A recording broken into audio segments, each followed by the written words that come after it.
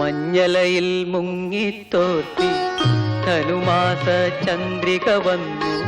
നിന്നെ മാത്രം കണ്ടില്ലല്ലോ, നീ മാത്രം വന്നില്ലല്ലോ. പ്രേമ ചകോരി ചകോരി ചകോരി.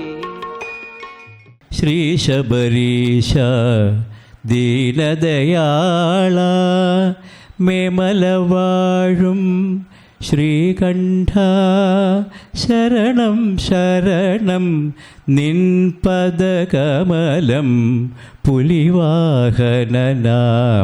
അയ്യപ്പ.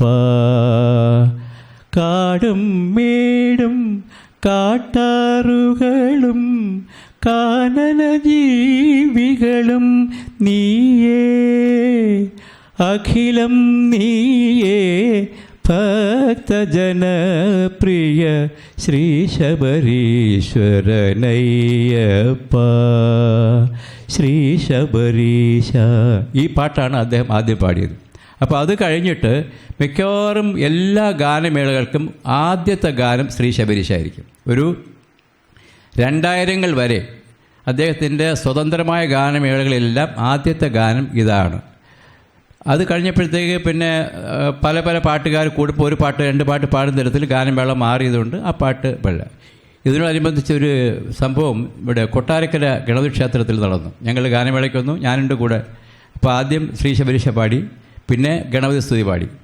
ഗാനമേള കഴിഞ്ഞു, ഇറങ്ങി.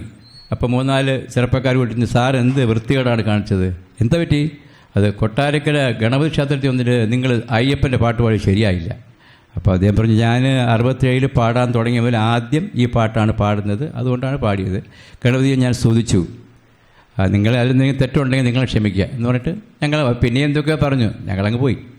അങ്ങനെ ഒരു സംഭവം ഉണ്ടായിട്ടുണ്ട് ഈ പാട്ടിൽ.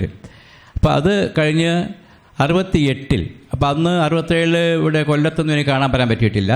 68 തിരുവനന്തപുരത്ത് കാവിൽക്കടവ് എന്നൊരു അമ്പലത്തിൽ അദ്ദേഹത്തിന് ഗാനമേള വന്നു. ഞങ്ങളെല്ലാവരും കൂടി അവിടെ പോയി, കൂട്ടുകാരോട് പോയി കണ്ടു. അന്ന് അദ്ദേഹത്തിൻ്റെ ഏറ്റവും പ്രശസ്തമായ ഗാനം പൂവും പ്രസാദവും ഇളനീർക്കടവുമായി എന്നൊരു പാട്ടാണ്. അപ്പോൾ ആ പാട്ട് കഴിഞ്ഞിട്ട് ഒരുപാട് യേശുദാസിൻ്റെ പാട്ടുകൾ, സ്വർഗത്തേക്കാൾ സുന്ദരമാണി സ്വപ്നമിടലും ഗ്രാമം, തുലാഭാരത്തിലെ കാറ്റടിച്ചു കൂടും കാറ്റടിച്ചു തുടങ്ങിയ ഒരുപാട് പാട്ടുകൾ അദ്ദേഹം അവിടെ പാടി. അങ്ങനെ തുടരെ തുടരെ തുടരെ ഏകദേശം 150ഓളം ഗാനമേളകൾ ഞാൻ കേട്ടിട്ടുണ്ട്. ഈ അവസരങ്ങളിലൊക്കെ മുൻ സീറ്റിലിരുന്ന് കേട്ടിട്ടുള്ളതല്ലാതെ ബാക്ക് സ്റ്റേജിൽ പോയി അദ്ദേഹത്തെ കാണാൻ ശ്രമിച്ചിട്ടില്ല. കാരണം നമ്മളൊരു ഇൻഫീരിയോറിറ്റി കോംപ്ലക്സ് ആയിരിക്കും. ഇത്രയും വലിയ ആൾക്കാരെ അവിടെ പോയി നമ്മൾ നേരിട്ട് കാണാൻ നമ്മൾ ആര് എന്നുള്ള ഒരു ചിന്ത അതുകൊണ്ട് പോയിട്ടില്ല. 94 അവിടെ ഒരു വെള്ളി നക്ഷത്രത്തിൻ്റെ ഒരു ഇൻ്റർവ്യൂവിലാണ് ലേഖകൻ ചോദിക്കുന്നു, അങ്ങയുടെ ആരാധകരെക്കുറിച്ച് എന്താണ് അഭിപ്രായം? അപ്പോൾ പറഞ്ഞു, എനിക്കങ്ങനെ ആരാധകരില്ല, ഉള്ളവരെല്ലാം എൻ്റെ ബന്ധുക്കളാണ്, ഈ ഇരിക്കുന്ന പ്രദീപിനെ തന്നെ നോക്കൂ എന്ന് പറഞ്ഞു. അപ്പോൾ ഞാൻ മനസ്സിലാക്കി, പ്രദീപ് എന്നൊരു വിദ്വാൻ നമ്മൾ തിരുവനന്തപുരത്തുണ്ട്, അദ്ദേഹത്തിന് വലിയ അടുപ്പമുണ്ട്, അപ്പോൾ അദ്ദേഹം വഴി ഒന്ന് പരിചയപ്പെടാം. ഇതാണ് സംഭവിച്ചത്. അപ്പോൾ എൻ്റെ ഒരു സുഹൃത്ത് ദിലീപിൻ്റെ അമ്മയും പ്രദീപിൻ്റെ അമ്മയും ഒന്നിച്ച് വർക്ക് ചെയ്യുന്ന അധ്യാപകരാണ്. അത് മുഖാന്തരം ഞാൻ പ്രദീപിനെ പരിചയപ്പെട്ടു. അപ്പോൾ ആ സമയത്താണ് നമ്മൾ എം ജയചന്ദ്രൻ്റെ ഏറ്റവും പ്രശസ്തമായ സ്മൃതിതൻ ചിറകിലേറി എന്ന ഗാനത്തിൻ്റെ റെക്കോർഡിംഗ് തരങ്കിണി വരുന്നത്. ആ തരങ്കിണി സ്റ്റുഡിയോയിൽ വെച്ചാണ് ഞാൻ ആദ്യമായിട്ട് അദ്ദേഹം കാണുന്നത്. 2003 അദ്ദേഹത്തിന് ഇന്ത്യ വിഷൻ്റെ ഇനാഗുറേഷന് വരണമായിരുന്നു, കോഴിക്കോട് വന്നു. ഇന്ത്യ വിഷന് വന്നപ്പോൾ അദ്ദേഹത്തിന് ഒച്ച അടച്ചുപോയി, സംസാരിക്കാൻ വയ്യ. അപ്പോൾ മാഷ് എന്നെ വിളിച്ച് പറഞ്ഞ്, മനോഹര ആ മുനീറിനെ വിളിച്ച് പറയൂ, എനിക്ക് പങ്കെടുക്കാൻ പറ്റില്ല, എൻ്റെ ഒച്ച അടച്ചിരിക്കുകയാണ്, ഞാൻ തിരിച്ചു പോവുകയാണ്. അപ്പോൾ ഞാൻ മുനീർ സാറിനെ വിളിച്ച് പറഞ്ഞു, സാർ ഇങ്ങനെയാണ് ജയേന്ദ്രൻ മാഷിന് സംസാരിക്കുക. അല്ല ജേട്ടൻ വെറുതെ അവിടെ ഇരുന്നാൽ മതി, വേദി ഇരുന്നാൽ മതി. ഞാൻ പറഞ്ഞ്, അത് സാറിന് അതിനുള്ളതുകൊണ്ടാണ്, ഒരു ഗായകനെ സംബന്ധിച്ച് അദ്ദേഹത്തിൻ്റെ ശബ്ദമാണ് അവരുടെ സ്വത്ത്. അതിനെന്തെങ്കിലും കേട് വന്നാൽ അവരങ്ങ് ഡിപ്രസ്ഡ് ആവും. അല്ലെങ്കിൽ തന്നെ ഡിപ്രസ് ആവുന്ന ആളാണ്. ചെറിയ കാര്യങ്ങൾ, വലിയ കാര്യങ്ങൾക്ക് ഡിപ്രസ് ആവില്ല, ചെറിയ ചെറിയ കാര്യങ്ങൾ ഭയങ്കര ഡിപ്രസ്ഡ് ആവും. എന്നാൽ വേണ്ടാന്ന് പറഞ്ഞു. അദ്ദേഹം തിരിച്ച് ചെന്നൈയിലാണ് താമസിക്കുന്നത്. 2005 വരെ ചെന്നൈയിലായിരുന്നു. ചെന്നൈയിൽ തിരിച്ചു പോയി. ചെന്നൈയിൽ ചെന്നിട്ട് ഒരാഴ്ച കഴിഞ്ഞപ്പോൾ അദ്ദേഹത്തിൻ്റെ ഭാര്യ എന്നെ വിളിച്ച് പറഞ്ഞു, മനോഹര ഇവിടെ വലിയ പ്രശ്നമാണ്, അദ്ദേഹത്തിന് സംസാരിക്കാൻ വയ്യാന്ന് പറഞ്ഞ് ഇവിടെ ആകെ പ്രശ്നമായിരിക്കുകയാണ്, എന്ത് ചെയ്യണമെന്ന് അറിയാൻ വയ്യ. ഞാൻ പറഞ്ഞു, ഒന്നും ചെയ്യേണ്ട, നിങ്ങൾ ഫ്ലൈറ്റ് കയറ്റി തിരുവനന്തപുരത്ത് വിട്ടോൾ, ഞാൻ നോക്കിക്കോളാം എന്ന് പറഞ്ഞു. അങ്ങനെ അടുത്ത ദിവസം ഫ്ലൈറ്റിൽ എൻ്റെ വീട്ടിൽ വന്നു. ഞാൻ ഒരു ENT ഡോക്ടറെ കാണിച്ചു. പറഞ്ഞ് ഒന്നും ഒരു കുഴപ്പമില്ല, പക്ഷേ 1 മാസം വോയിസ് റെസ്റ്റ് എടുക്കണം, ഒരക്ഷരം സംസാരിക്കാതിരിക്കണം. അങ്ങനെ എൻ്റെ വീട്ടിൽ, ആ ചെറിയ വീട്ടിൽ AC ഇല്ല, സാധാരണ ഫാൻ, മൊസൈക്ക് ഇട്ടതറ, ചെറിയ മുറികൾ. ആ മുറിയിൽ ഒരു മാസം ഒന്നും മിണ്ടാതെ വെള്ളം, ചായ ഇങ്ങനെ എഴുതി കാണിക്കുന്നതൊക്കെ അവൾ കൊടുത്തുകൊണ്ടിരിക്കും. ആ രീതിയിൽ ഒരു മാസം കൂടെ ഉണ്ടായിരുന്നു. അപ്പോൾ രാവിലെ നമ്മൾ വിചാരിക്കുന്നത് എന്ത് ഒരു ടൈപ്പ് ആളാണെന്ന്.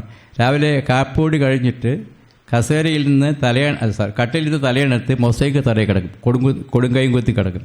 അങ്ങനെ കിടന്നുകൊണ്ട് 1 മണിക്കൂർ കിടന്നുറങ്ങും. അതൊക്കെയാണ് ശീലം. നമുക്ക് ഒരിക്കലും അങ്ങനെ ഒരാൾ സങ്കല്പിക്കാൻ പറ്റില്ല. അപ്പോൾ ആ ഒരു മാസം അത് OSS എടുത്ത ശേഷം പോയി പാടിയ പാട്ടാണ് ആലിലത്താലിയുമായി വരുന്നീ തിങ്കളേ ഇതിലേ ആവടിപ്പൊയ്കയിൽ നാണമോലും ആമ്പലോ പശുവായി അരികേ. ആ പാട്ട് വെടിരണ്ടിലും എന്ന ചിത്രത്തിൽ. അപ്പോൾ ഈ ഒരു മാസം എൻ്റെ കൂടെ ഉള്ളപ്പോൾ അദ്ദേഹത്തിന് അസുഖം ഭേദമായോ എന്ന് ഇടയ്ക്കിടയ്ക്ക് രഞ്ജിത്ത് അതിൻ്റെ വെടിരണ്ടിലും ചിത്രത്തിൽ സംവിധായകൻ വിളിച്ചു ചോദിക്കും, രവീന്ദ്രൻ മാസ്റ്റർ വിളിച്ചു ചോദിക്കും, ജയൻ എങ്ങനെയുണ്ട്, ജയൻ ശരിയായോ എന്ന് ചോദിക്കും. ഞാൻ പറഞ്ഞ സാർ ശരിയായിട്ടുണ്ടല്ലോ, കുഴപ്പമില്ല, OSS കഴിയുമ്പോൾ ശരിയാവും എന്ന് പറഞ്ഞിട്ട് തിരിച്ചു പോയി പാടിയ പാട്ടാണ് ആലിലത്താലി. അപ്പോൾ അങ്ങനെ ഒരു മാസം ഈ OSSന് എൻ്റെ കൂടെ ഉണ്ടായിരുന്നു. പിന്നെ അതുമാത്രമല്ല, ഈ ഞങ്ങൾ പരിചയപ്പെട്ട ശേഷം ചെറിയ ഒരു തുമ്മൽ വന്നാൽ വിളിക്കും, മനോഹര ഒരു ചെറിയ തുമ്മലുണ്ടല്ലോ, എന്ത് ചെയ്യണം? ഞാൻ ഇപ്പോൾ ഒന്നും കഴിക്കണ്ട.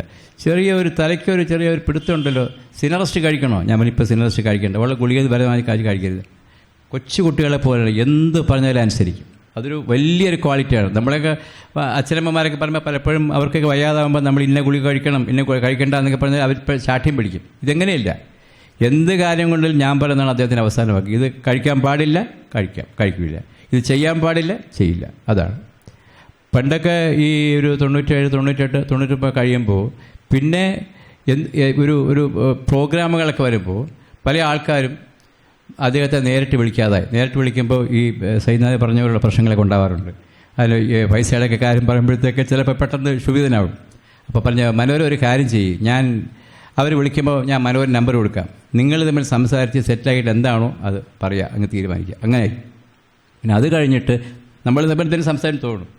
അത് കഴിഞ്ഞിട്ട് പിന്നെ എന്ത് പ്രോഗ്രാം ഉണ്ട്, ആര് വിളിച്ചാലും അത് ശ്രീകുമാരൻ തമ്പി സാറ് പറഞ്ഞിട്ടുണ്ട്. ശ്രീകുമാരൻ തമ്പി സാറ് ഈ ബിഡായി ബംഗ്ലാവിൻ്റെ പ്രോഗ്രാമിന് അവിടെ തമ്പി സാറും ജയന്തരൻ മാഷും കൂടെ പങ്കെടുക്കുന്ന ഒരു ബിഡായി ബംഗ്ലാവ് പ്രോഗ്രാം വന്നപ്പോൾ അതിൻ്റെ പ്രൊഡ്യൂസർ ഒരു ഡയാന.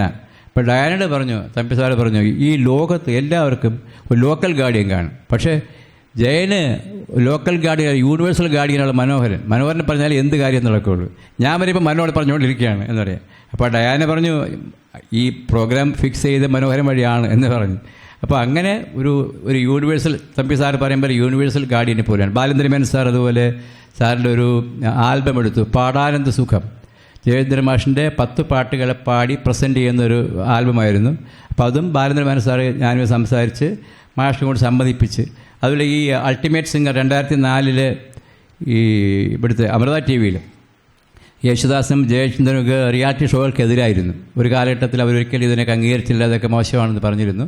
അതുകൊണ്ട് തന്നെ ജയേന്ദ്രൻ മാഷെ പോകാൻ ഇഷ്ടമല്ല.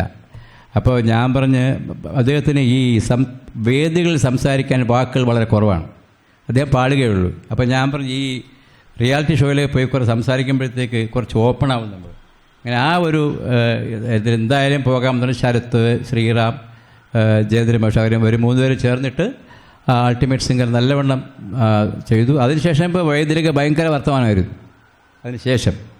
അപ്പോൾ ആ രീതിയിൽ പിന്നെ അതുപോലെ തന്നെ നമ്മുടെ JB ജംഗ്ഷൻ എന്ന് പറയുന്നത് കൈരളിയിലെ ബ്രിട്ടാസിൻ്റെ 2-3 വർഷം JB ജംഗ്ഷൻ പുള്ളി വിളിച്ചിട്ട് പോയില്ല. അപ്പോൾ കൈരളിയിലെ ഒരാൾ ഇങ്ങനെ എൻ്റെ പേര് മനസ്സിലാക്കിയിട്ട് എന്നെ വിളിച്ച് സംസാരിച്ചു, എൻ്റെ വീട്ടിൽ സംസാരിച്ചു. അപ്പോൾ ഇങ്ങനെ എങ്ങനെയെങ്കിലും അദ്ദേഹത്തെ പങ്കെടുപ്പിക്കണം. ഞാൻ പറഞ്ഞു നോക്കാം എന്ന് പറഞ്ഞ് സംസാരിച്ചു. അപ്പോൾ ഞാൻ പോകില്ല, അതൊക്കെ ചുമ്മാ വെറുതെ എന്തെങ്കിലുമൊക്കെ ആവശ്യമില്ലാത്ത ചോദ്യങ്ങളൊക്കെ ചോദിക്കും, എനിക്ക് ദേഷ്യം വരും, ഞാൻ ഇറങ്ങിപ്പോരും, ഞാൻ അതിൽ നിന്ന് പങ്കെടുക്കില്ല എന്ന് പറഞ്ഞു. അപ്പം ഞാൻ പറഞ്ഞു, നമ്മളൊരു പ്രോഗ്രാമിന് പങ്കെടുക്കുമ്പോൾ മാഷിനെ പോലെ സീനിയറായ ഒരു ആർട്ടിസ്റ്റ് അടുത്ത് അവരങ്ങനെയൊന്നും ചോദിക്കില്ല. അഥവാ ചോദിക്കുകയാണെങ്കിൽ മാഷിങ് ഇറങ്ങി പോരണം, അത്രേ ഉള്ളൂ അല്ലേ എന്ന് പറഞ്ഞു. ശരി, സമ്മതിച്ച് പോയി. അങ്ങനെ ആ പ്രോഗ്രാം ചെയ്ത്. പക്ഷെ ആ പ്രോഗ്രാം ചെയ്യാൻ എന്താ പറ്റിയത്, അരമണിക്കൂർ പ്രോഗ്രാമിനാണ് പുള്ളി പോയത്. അരമണിക്കൂറായി, 1 മണിക്കൂറായി, 1.5 മണിക്കൂർ, 2 മണിക്കൂർ, 2.5 മണിക്കൂർ, 3 മണിക്കൂർ പുള്ളി നിർത്തുന്നില്ല. പറയുന്നു. മധുചന്ദ്രിക എന്ന് പറഞ്ഞിട്ട് കൈരളിയിൽ ഒരു പ്രോഗ്രാം അതിൻ്റെ ഒരു പ്രൊഡ്യൂസറും തന്നിട്ട് ഞാനാണ് അതിൻ്റെ ബേസിക്സ് എല്ലാം ചെയ്തു കൊടുത്തത്. 400ഓളം പാട്ടുകൾ, ഒരു ഫുൾ സോങ് അല്ല, പാട്ടിൻ്റെ പല്ലവി അനുപല്ലവി, ഒരു ഗസ്റ്റ് കോമ്പറ്റൻ ഒരു ലേഡി, ഇങ്ങനെ ഗസ്റ്റ് ഇപ്പോൾ രാജീവ് ആലിങ്കൽ, ജി വേണുഗോപാൽ, കല്ലറ ഗോപൻ, രാജലക്ഷ്മി, ഇങ്ങനെയുള്ള ഒരു ഗസ്റ്റുകളെ വെച്ചിട്ട് 6 മാസക്കാലം ഈ 400 പാട്ടുകൾ പാടിയത് വെറും 10 ദിവസം കൊണ്ടാണ്. 10 ദിവസം കൊണ്ട് റെക്കോർഡ് ചെയ്തു. 10 ഫുൾ ഡേ കൊണ്ട് 400 പാട്ട് ഞങ്ങൾ കണ്ടിന്യൂസ് ആയിട്ട് റെക്കോർഡ് ചെയ്തു. അതായത് ഒരു ഹാർമോണിയം, ഒരു ഗിറ്റാറ്, തബല, ഫ്ലൂട്ട്, ഇത് മാത്രം വെച്ച് ഒരു മെഹഫിൽ സ്റ്റൈൽ ചെയ്തു. അതിപ്പോഴും നിങ്ങൾക്ക് യൂട്യൂബിൽ പോയി നോക്കിയിട്ട് മധുചന്ദ്രിക കൈരളി നോക്കിയാൽ കാണാം. ഓരോന്ന് അരമണിക്കൂർ തിരക്കാണ്. പാട്ടുകളെക്കുറിച്ച് പാടിയും പറഞ്ഞു ഓരോ ഗായകരുടെ കഴിവ്, ഓരോ സംഗീത സംവിധാന കഴിവ്, ഇതെല്ലാം പറഞ്ഞും പാടിയുമാണ് ആ പ്രോഗ്രാം ചെയ്തിരിക്കുന്നത്. അതിൽ എല്ലാ ഭാഷയിലെ പാട്ടുകളും അദ്ദേഹം പാടുന്നുണ്ട്. അപ്പം അങ്ങനെ ഒരു മധുചന്ദ്രിക പ്രോഗ്രാം ചെയ്യുന്നതിനും എനിക്ക് അദ്ദേഹത്തിനെ കൊണ്ട് ചെയ്യിക്കാൻ സാധിച്ചു. ഇതെല്ലാം ഈ പറഞ്ഞ പോലെ അദ്ദേഹത്തിൻ്റെ നമ്മളൊരു കാര്യം പറയുമ്പോൾ അതിൻ്റെ ശരിയും തെറ്റും മനസ്സിലാക്കി അത് പൂർണ്ണമായി ഉൾക്കൊള്ളുന്നു എന്നുള്ളത് കൊണ്ടാണ്. ഇനി നമ്മൾ പാട്ടിലേക്ക് കടന്നു വന്നാൽ, പാട്ടിൻ്റെ അതേ ശൈലിയിലേക്ക് കടന്നു വന്നാൽ ഏറ്റവും പ്രധാനപ്പെട്ട കാര്യം ഉച്ചാരണ ശുദ്ധി, അതിലെ ഭാവം. ഈ 2 കാര്യങ്ങൾ എങ്ങനെ സംഭവിക്കുന്നു എന്ന് ചോദിച്ചാൽ, 8ാം സ്റ്റാൻഡേർഡ് പഠിക്കുമ്പോൾ അദ്ദേഹത്തിൻ്റെ ഗുരുനാഥൻ രാമനാഥൻ മാഷ് ഇദ്ദേഹത്തെയും ഇദ്ദേഹത്തിൻ്റെ കൂട്ടുകാരെയൊക്കെ അദ്ദേഹം തന്നെ പാട്ടുകൾ എഴുതി പഠിപ്പിക്കുമ്പോൾ ഉച്ചാരണം വളരെ വ്യക്തമായിരിക്കണം എന്നുള്ളത് നിഷ്കർഷമുള്ള ആളായിരുന്നു അദ്ദേഹം. 6-7 വർഷക്കാലം മൃദംഗം അഭ്യസിച്ചത് കൊണ്ട് അദ്ദേഹത്തിന് താളം വളരെ കറക്റ്റായിട്ട് ചെയ്യാൻ സാധിക്കും. താളത്തിൽ നല്ല ജ്ഞാനമാണ്. അപ്പോൾ ഈ ഇടയ്ക്ക് നമ്മളെ പാട്ടെഴുത്തുകാരൻ പി കെ ഹരിനാരായണൻ്റെ വീട്ടിൽ പോയിട്ട് ഹരിനാരായണനും വേറൊരു ചെണ്ട വായിക്കുന്ന ആളും ഇദ്ദേഹം കൂടി ചെണ്ട കൂട്ടുന്ന ഒരു വീഡിയോ ഒരുപാട് പ്രചരിച്ചിട്ടുണ്ട്. അപ്പോൾ ഇപ്പോഴും ഇത്രയും പ്രായമായിട്ടും അന്നത്തെ ആ താളബോധം ഒട്ടും കുറഞ്ഞിട്ടില്ല. അപ്പോൾ താളബോധവും ഉച്ചാരണശുദ്ധിയുമാണ് അദ്ദേഹത്തിൻ്റെ പാട്ടിൻ്റെ ഏറ്റവും വലിയ പ്രത്യേകത.